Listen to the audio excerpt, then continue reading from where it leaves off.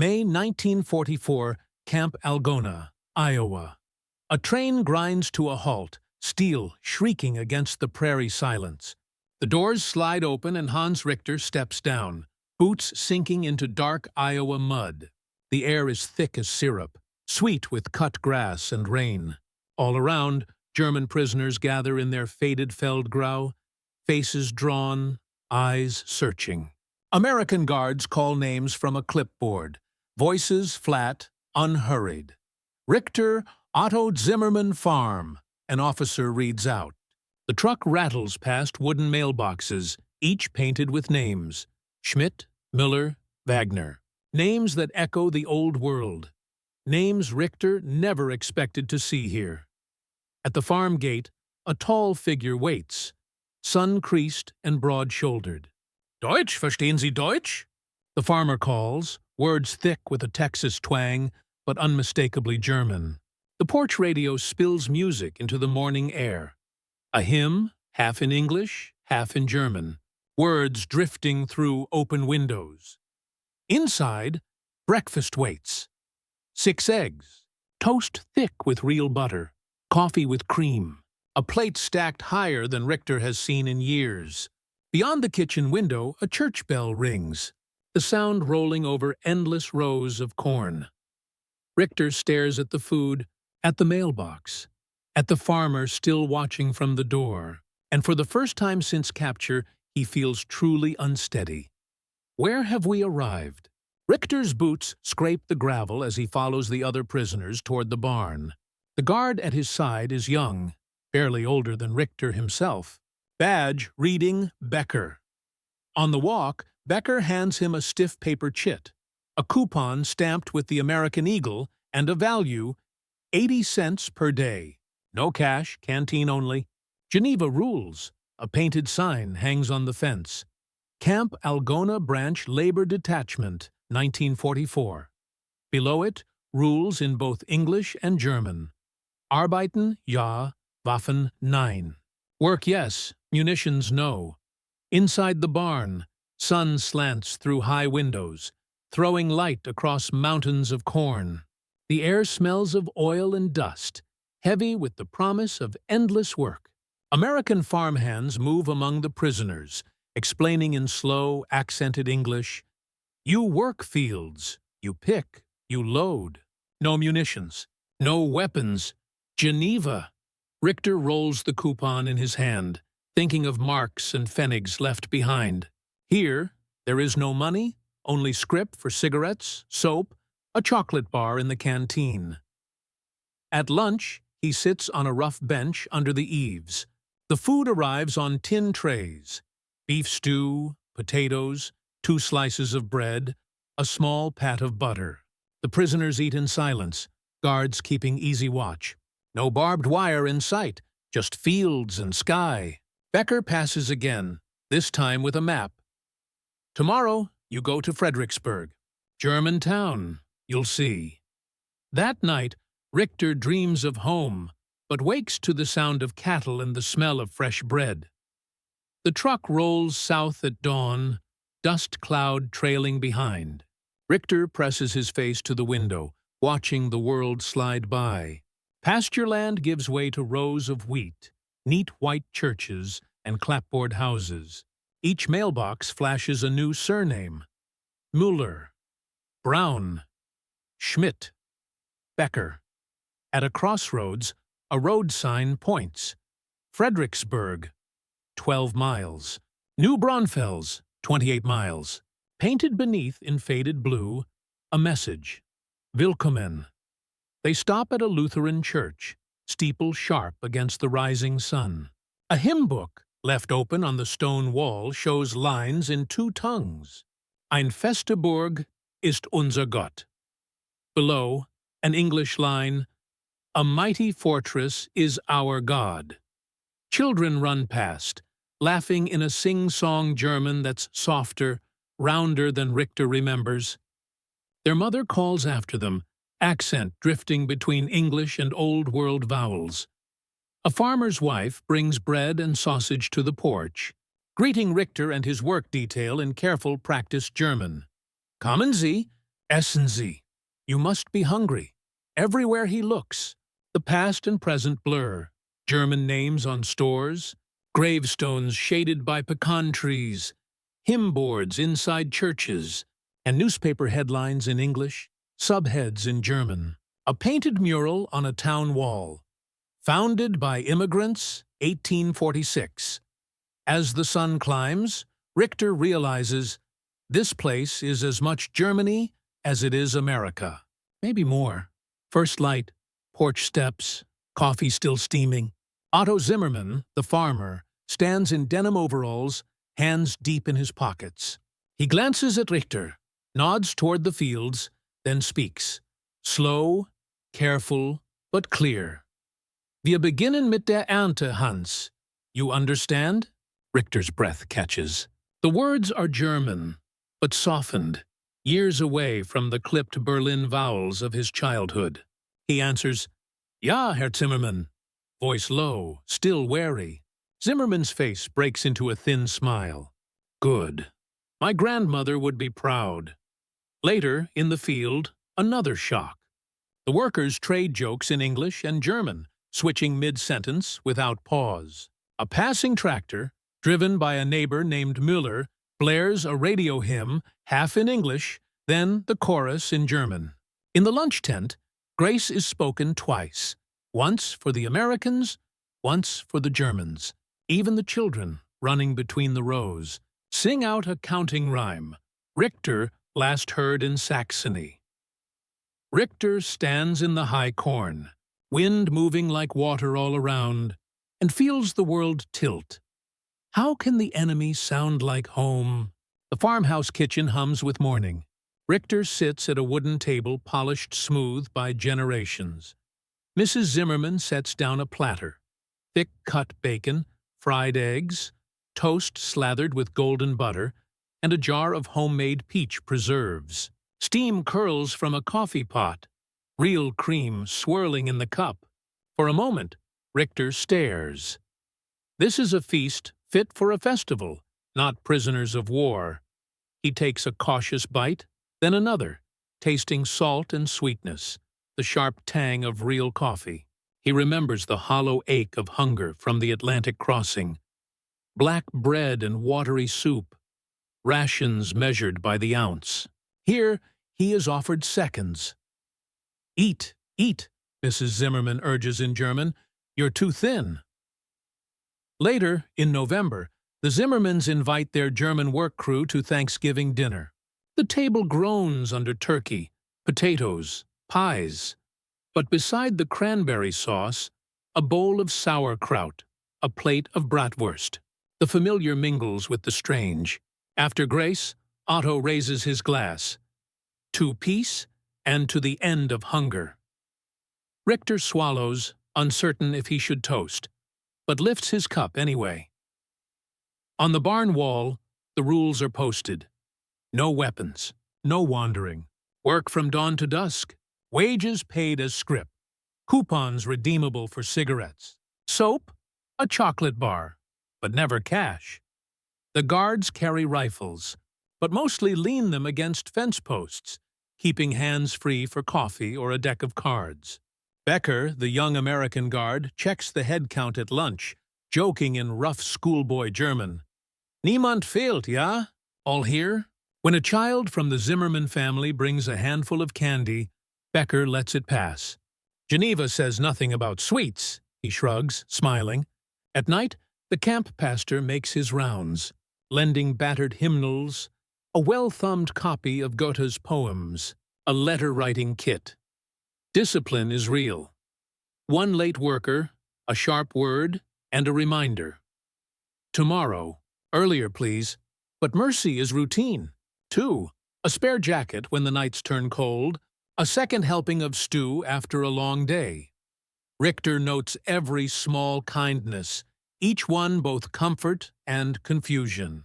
How can an enemy remember to care? Not all prisoners settle easily into this new world. In the bunkhouse one evening, Friedrich Bauer, a sergeant with sharp eyes and sharper tongue, spits at a passing farmer, calling him a Volksverräter, traitor to the people. The room goes silent. Bauer's fists clench, voice rising. You left Germany to live among mongrels. You serve the enemy. You should be ashamed. Otto Zimmermann, pausing at the door, meets Bauer's glare with weary resolve. My grandfather left to feed his family, not to serve a Führer. His German is slow, every word deliberate. Here we work for peace. That's enough. The American guard, Becker, steps in quickly. No yelling, just a quiet order. Bauer is reassigned, transferred to another farm the next morning. The rest of his days spent in stricter company. The rules are enforced, but with dignity. Bauer's anger finds no echo here. That night, Richter listens to the whisper of corn outside the window and the distant sound of hymn singing in the dark, thinking of the line between loyalty and survival. The first morning in the fields, Richter gapes at the machines. A green John Deere tractor, wheels twice as tall as a man, growls to life beside the barn. Otto Zimmermann shows him the combine harvester, a beast of gears and blades, swallowing rows of corn in a single pass. In Germany, a village harvests by hand, dozens of men with sickles and sweat. Here, Richter counts, Zimmermann farms 640 acres with 3 tractors and a single combine. We clear a field in 2 days, Zimmermann explains, voice half pride, half apology. Progress is profitable. Later, Richter helps load grain into a metal bin, the scale ticking up, 2,000 bushels in a morning. The numbers are dizzying. In his home village, that's a month's labor. Even the cows seem pampered. Milking machines hum in the dusk, warm milk pouring into silver pails. Richter wipes sweat from his brow, staring at the endless rows. He wonders what his father would think, what any German farmer would make of this. Work measured not in hours, but in acres and yield. On Sundays, after chores, the prisoners are handed blank sheets, envelopes, and a pencil stub. Richter writes carefully, every word weighed. Letters home are censored, but he wants the truth to reach his mother. We work hard, but we eat well. The farmer's name is Zimmermann. They speak our language. It feels like I never left Germany, except there is peace, and plenty. The American command allows these letters to pass. Each one, Richter senses, is a quiet weapon, not of war, but of information. Let them know, Becker says, handing back the sealed envelope. Tell them what you see. At night, the men gather in the common room. A projector flickers to life, showing reels of American news, harvests, factories, headlines about battles and victory drives. Sometimes there are reels of Germany, too. Ruins, refugees, smoke curling over broken cities. Richter watches in silence, feeling both pride and shame. In the dark, a hymn drifts from a far corner. One by one, voices join in, not for the fatherland, but for memory and hope.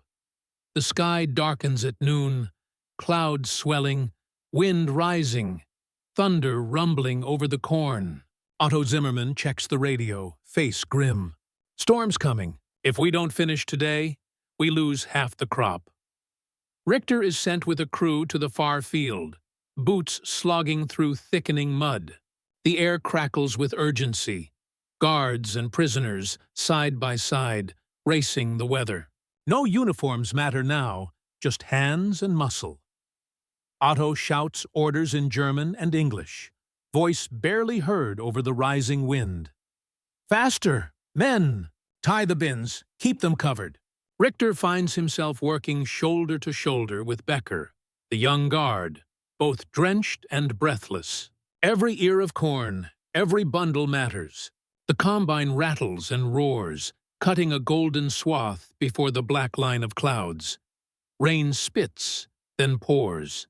The trucks lurch through the field, tires sinking, but the bins are loaded, tarps flapping as the first lightning forks overhead. Otto drives the last load in himself, face streaked with rain and relief. Behind him, the others stagger in, exhausted, boots caked with Iowa earth. Inside the barn, soaked to the bone, Richter stands in the steamy haze as Zimmerman checks the numbers. "We did it," he says, in German, barely above a whisper. Not a bushel lost. For the first time, the line between prisoner and farmer, guard and guarded, blurs.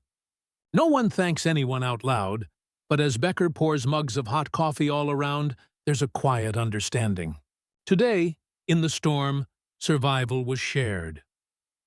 Through the open barn door, thunder rolls away, and somewhere a church bell rings over the fields. Sunday dawns calm and bright after the storm. The church in Fredericksburg fills early, pews crowded with townspeople, farmhands, and a handful of German POWs. Richter sits stiffly at the end of a row, uniform marked PW, eyes scanning stained glass that glows in soft reds and blues. The organ swells, and the congregation stands. The first hymn is sung in English, voices steady, confident. Then the pastor, a man with gray hair and a worn black suit, raises his hand, switches to German. "Ein feste Burg ist unser Gott." A mighty fortress is our God. Richter mouths the words, barely believing he hears them in this place, so far from Saxony. He glances left. On the window ledge, a single gold star banner hangs. A son lost in the war. The pastor's voice falters, then continues. The sermon is quiet, measured, built around forgiveness. Our sons fight far from home. Some will never return. We pray for peace and for the courage to forgive. Afterwards, the congregation files into the basement for lunch.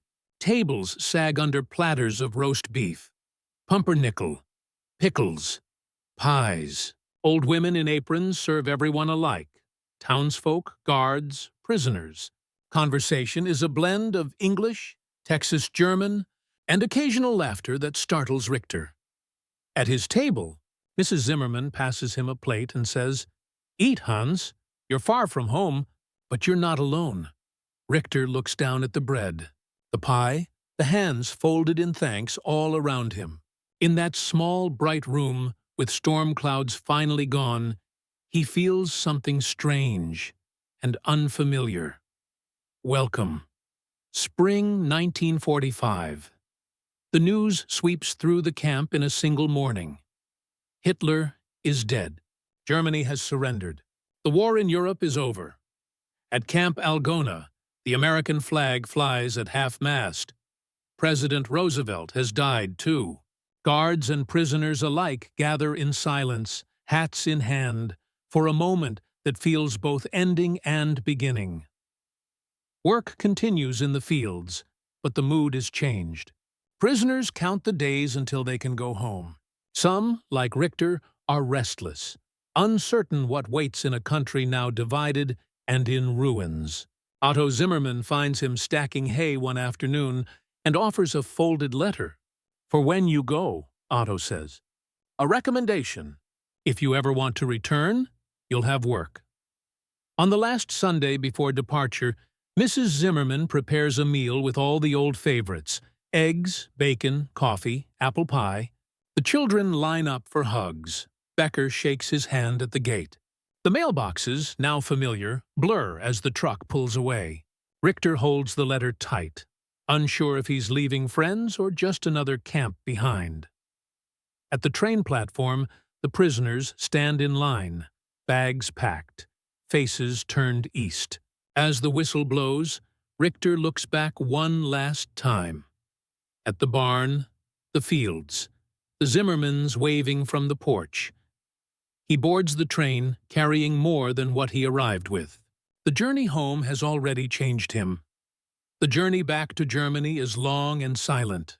Ships cross the Atlantic, crowded with men who left as enemies and return as something else.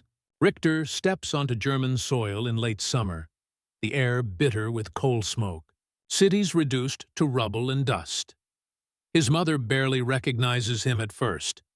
He's gained weight, cheeks full, uniform loose around his shoulders. He brings gifts: a chocolate bar from Mrs. Zimmerman, a snapshot of the Iowa fields, the letter of recommendation. The village gathers, curious, cautious. They listen as Richter describes life in Texas. The acres of corn, the church hymns sung in 2 languages, the breakfast that never seemed to end. Skepticism flickers in their eyes. How could America, land of strangers, feel so much like home? How could former traitors have built something stronger than the Reich ever promised? Richter shows them the photo. The mailbox marked Müller, the hymn book with German script. Some shake their heads. Others, especially the young, lean closer. Years pass. The Marshall Plan brings flour, machines, ideas.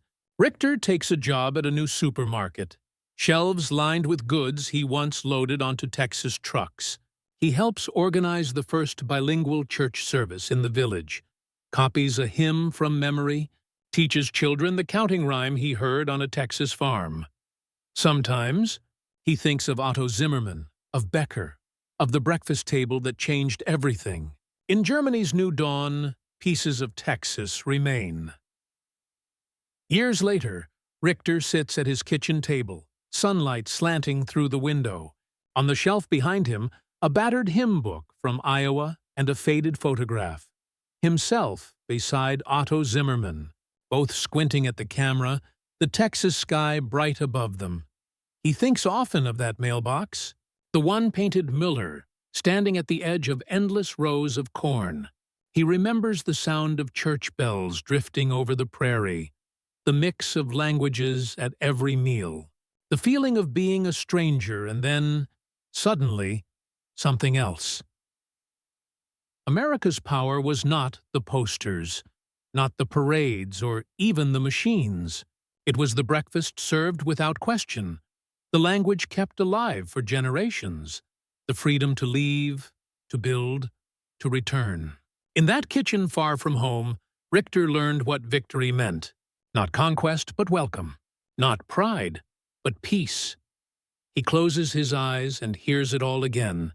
The hymn sung in 2 tongues, the laughter at a crowded table, the storm outside, and the warmth within. The war faded, but the memory did not. In the end, it was not a flag or a field that stayed with him, but a voice across a porch in Texas saying, "Deutsch, verstehen Sie Deutsch?"